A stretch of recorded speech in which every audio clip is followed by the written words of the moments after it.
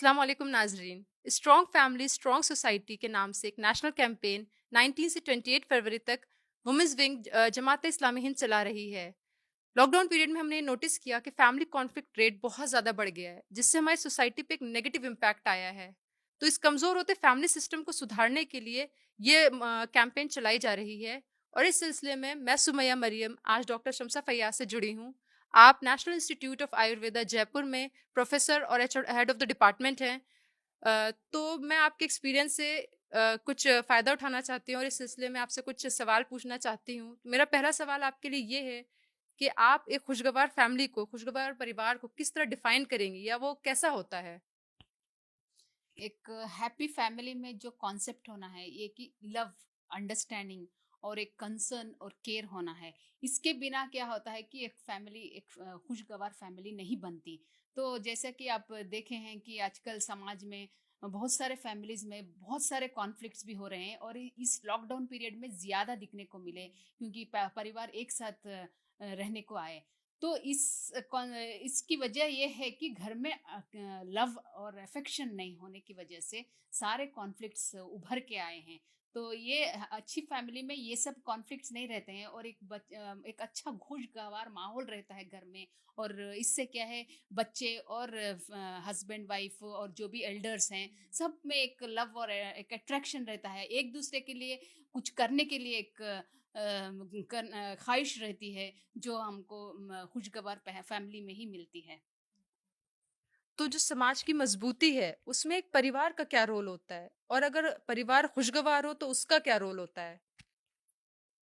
आजकल देखते हैं कि एक खुशगवार परिवार अगर हम नहीं बना पाएंगे तो समाज भी ऐसे ही बिखर जाएगा। अगर घर में ही झगड़े हो रहे हैं बार बार, हस्बैंड वाइफ और फैमिली डिस्टर्ब हो रही है, तो इसी मेंटेलिटी से क्या, अगर एक परिवार बाहर भी निकलता है तो उसी कॉन्फ्लिक्ट में ये उभरे रहते हैं और अपने आप को डेवलप नहीं कर पाएंगे क्योंकि सारा कंसंट्रेशन उसी झगड़े में रहता है। और एक बार अगर झगड़ा हो गया तो उसी में पूरी मतलब मेंटल स्ट्रेस हो जाता है। और आजकल आप जानते हैं कि स्ट्रेस की वजह से कितने सारे बीमारियां आ रहे हैं, जैसे हाइपरटेंशन है, डायबिटीज है।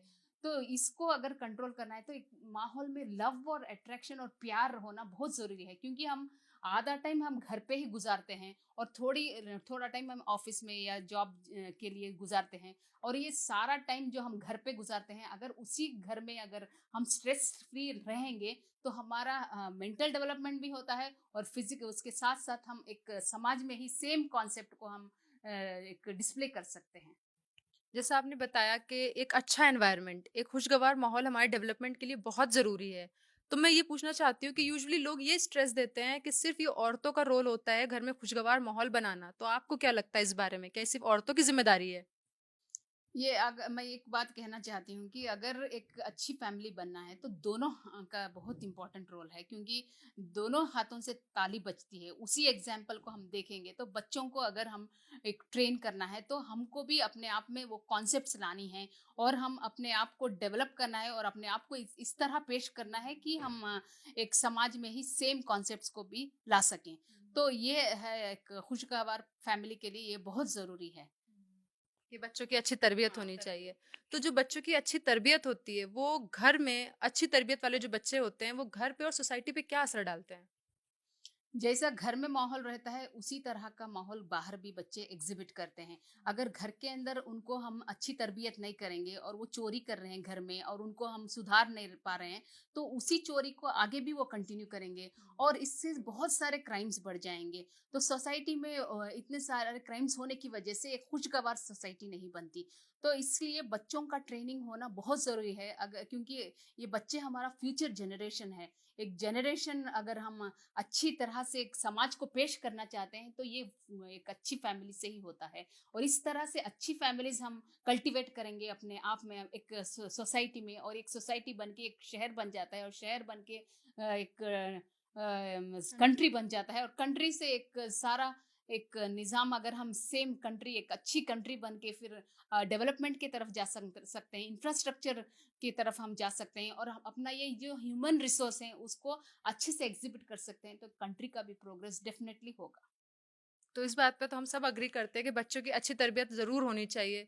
पर अच्छी तरबियत के लिए जो पेरेंट्स हैं, वो तो पेरेंट्स सबसे पहले करते हैं, तो उसके लिए पेरेंट्स में क्या क्वालिटीज़ होनी चाहिए या फिर हम दूसरे अल्फाज़ों में कहें तो गुड पेरेंटिंग जो उन्हें करनी है, वो किस तरह करेंगे? पेरेंट्स अपने आप को एक रोल मॉडल की तरह पेश करना है बच्चों को। तो सिर्फ हम बच्चों को ही बताते रहें ये काम कर मत करो, ये मत करो, और पेरेंट्स खुद करते रहेंगे तो बच्चे उससे कुछ नहीं सीख पाएंगे, क्योंकि ये खुद अपना जवाब दे देते हैं कि आप भी खुद नहीं कर रहे हैं। तो इसलिए अगर बच्चों को हमको सिखाना है तो अपने आप में ये सभी क्वालिटीज जो हैं, जो हमारे पास जो कैरेक्टर है उसको भी हमको बच्चों के सामने पेश करना है। जैसे एक आप सल्लल्लाहु अलैहि वसल्लम जो हमारे लास्ट प्रॉफिट हैं, वो बताते थे कि वो एक रोल मॉडल थे, एक सोसाइटी के लिए भी रोल मॉडल थे। जो वो थे वो करते थे। तो इस तरह एक औरत को भी और मर्द को भी एक अच्छा रोल मॉडल बन के एक फैमिली के अंदर और एक समाज के अंदर अगर पेश करेंगे तो बहुत सारे लोग सीख सकते हैं। वो लोग कर रहे हैं तो हम क्यों नहीं कर रहे हैं? तो इनका घर क्यों इतना खुशहाल है? क्योंकि इनके अंदर ये सभी क्वालिटीज मौजूद हैं। ये जो तो ये भी अपने क्वालिटीज को अडॉप्ट करेंगे और इस तरह से समाज बहुत सुधार सकते हैं। जैसे आपने कहा कि घर में जब सब मिलके कंट्रीब्यूट करते हैं तो घर अच्छा चलता है। तो मैं ये जानना चाहती हूँ कि अगर एक घर में सिर्फ़ जो हस्बैंड वाइफ़ हैं या फिर जो और मेंबर्स हैं वो सिर्फ़ अपने राइट्स पे फ़ोकस करें और ड्यूटीज़ को नेग्लेक्ट करते रहें या उन पे ध्यान ना दें, उन्हें पूरा ना करें, तो क्या एक घर अच्छा चल सकता है? घर को चलने के लिए देखो प्रैक्टिकलिटी होना बहुत ज़रूरी है। तो मैंने बहुत सारे ऐसे फैमिलीज़ में देखा है कि बहुत बड़े-बड़े बातें करते हैं, आके लेक्चर दे देते हैं, बट अपने घर के अंदर ये माहौल नहीं रहता है। तो अगर हम फ़ोकस कर रहे हैं तो अपने घर के अंदर जो हम माहौल क्रिएट कर रहे हैं उसी तरह एक रोल मॉडल बन के बाहर भी हमको पेश करना है। तो इसकी वजह से इसमें क्या है कि सिर्फ़ बातें से नहीं काम चलेगा। हमको क्या है अडॉप्ट करना है वो क्वालिटीज और घर में करके दिखाना है। और बच्चों को एक सोसाइटी को जब हम कर रहे हैं तो दूसरे भी हमसे सीखेंगे। जैसे मैं बताती हूँ, अगर एक छोटी गाड़ी भी है अगर रास्ते में, अगर हम उसको उठा के किसी को नुकसान पहुंचा रहा है तो हम उसको उठा के साइड में कर देंगे तो कोई स्लिप, जैसे माउस का छिलका है, कोई स्लिप होके गिरने से बच जाता है। तो ऐसे क्वालिटीज हम अपने आप को एक डिसिप्लिनरी लाइफ हम अपने आप में अडॉप्ट करेंगे तो डेफिनेटली एक सोसाइटी का बहुत अच्छा मॉडल बनता है। तो डॉक्टर शम्सा आज के लिए हमारा जो लास्ट क्वेश्चन है वो मैं ये पूछना चाहती हूँ जैसे हमारी जो लाइफ आजकल चल रही है बहुत फास्ट पेस्ड है तो इस भाग दौड़ की ज़िंदगी में जो हमारा प्रेजेंट सिस्टम है लाइफ का उसमें जो हमारे फैमिली सिस्टम है उसको खुशगवार बनाने के लिए जो ये कमज़ोर पड़ता जा रहा है उसके लिए हम क्या कर सकते हैं उसको इम्प्रूव करने के लिए उसे बेटर करने के लिए एक तो अब आपस में जो रिलेशनशिप है उसको मजबूत करना है। अगर हम खुद हस्बैंड वाइफ लड़ते रहे और ये बच्चे देखते रहे तो यही बच्चे आगे अगर हम उनकी भी लाइफ सेट होगी तो यही झगड़ा करते रहेंगे। और एक प्रॉवर्ब भी है कि जैसी माँ वैसी बेटी, जैसा बेटा वैसा बाप करके ऐसे कहावत है। तो इसको अगर हम जैसी माँ है, यूजुअली लड़की को देखने जाते हैं तो माँ को देखते हैं, क्योंकि माँ जैसी है वैसी ही क्वालिटीज बच्चों के अंदर भी आते हैं। और अगर लड़के की शादी कर रहे हैं तो बाप को देखते हैं। तो इसलिए कि वही एक समाज को रिप्रेजेंट करता है। तो अगर हम बच्चों में अच्छे क्वालिटीज डालेंगे और उनको एक प्यार और अच्छा माहौल हम देंगे तो उसी तरह वो भी आगे जाके भी वो अच्छा एक फैमिली बनती है। और मैं एक बात कहना चाहती हूँ कि एक house is build by bricks but a home is build by hearts. तो इसमें क्या लव अफेक्शन के बिना एक हम अच्छी फैमिली को डिफाइन ही नहीं कर सकते। इससे क्या बहुत सारे कॉन्फ्लिक्ट्स आते हैं, झगड़े होते हैं और हमारा डेवलपमेंट, खुद का डेवलपमेंट रुक जाता है। मेंटल स्ट्रेस की वजह से डिजीजेस भी आ जाते हैं और हम एक सोसाइटी को भी हम कुछ बेनिफिट नहीं कर सकते। क्योंकि ये खुशगवार सोसाइटी एक रोल मॉडल है।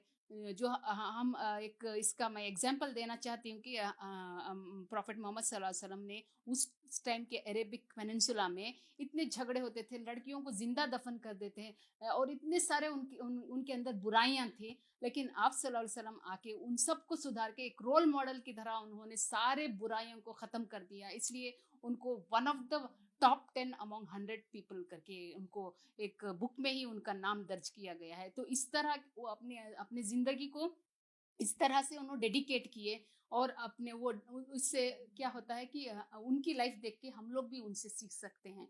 तो इस तरह से हम हमको भी एक रोल मॉडल बन के सोसाइटी में अगर हम पेश करेंगे तो डेफिनेटली सब लोग उसका फायदा उठा सकते हैं। बहुत शुक्रिया डॉक्टर शमसा, आपने अपना इतना कीमती टाइम हमें दिया और इतनी अच्छी बातें हमारे साथ शेयर करी।